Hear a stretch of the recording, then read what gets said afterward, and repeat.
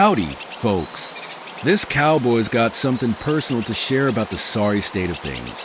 For 30 years now, this country's been waging a war on immigrants, all while folks from red, blue, union, socialist, or green circles sit back and say nothing. It's time to call foul on this nonsense and fight for what's right. A National Workers' Compensation Commission and basic federal human rights for every worker in this country, documented or not.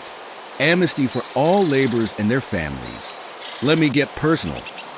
My family's story reflects the brokenness of the system. My stepson, who's 24, is still working on his documents, as he and my wife are in process, a long process. He applied for and was granted DACA, but it was too late for it to help much. Now, he's waiting on a hardship waiver because of my own disability and mental health issues. My son Diego, who was born here along with his younger sister Alexia, is earning his BA in mechanical engineering after getting his AA.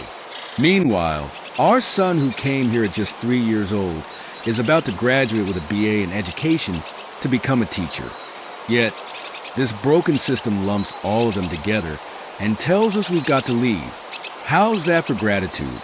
Meanwhile, the elites, from the Doge dogs Elon Musk and Vivek Ramaswamy to Donald and Melania Trump, profit off the backs of undocumented workers while telling American-born citizens to get out. They can fly back and forth and afford every loophole, while families like mine are handcuffed economically by these 5- and 10-year bars, making it nearly impossible to do things the so-called legal way. What kind of twisted logic is that? Let's talk about these bans for a second.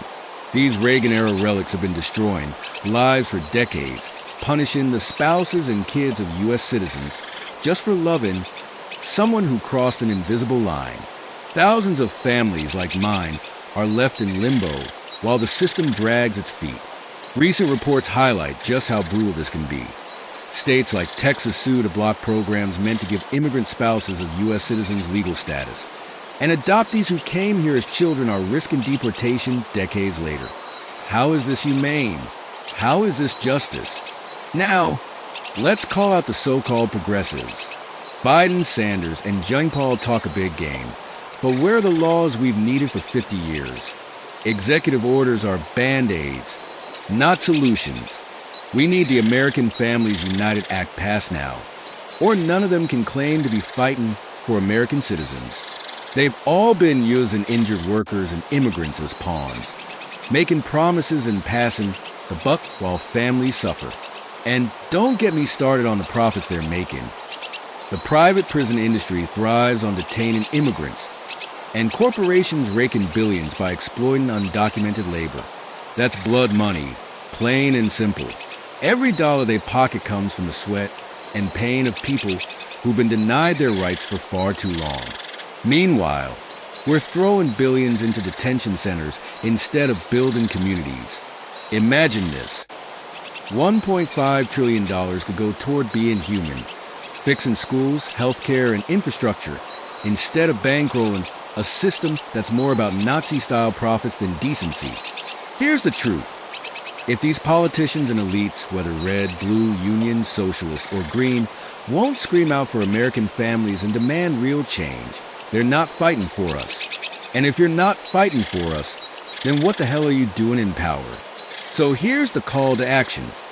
We need a National Workers' Compensation Commission to protect injured workers. We need basic federal human rights for every worker, no matter where they come from. And we need the American Families United Act to reunite families and fix this broken system once and for all.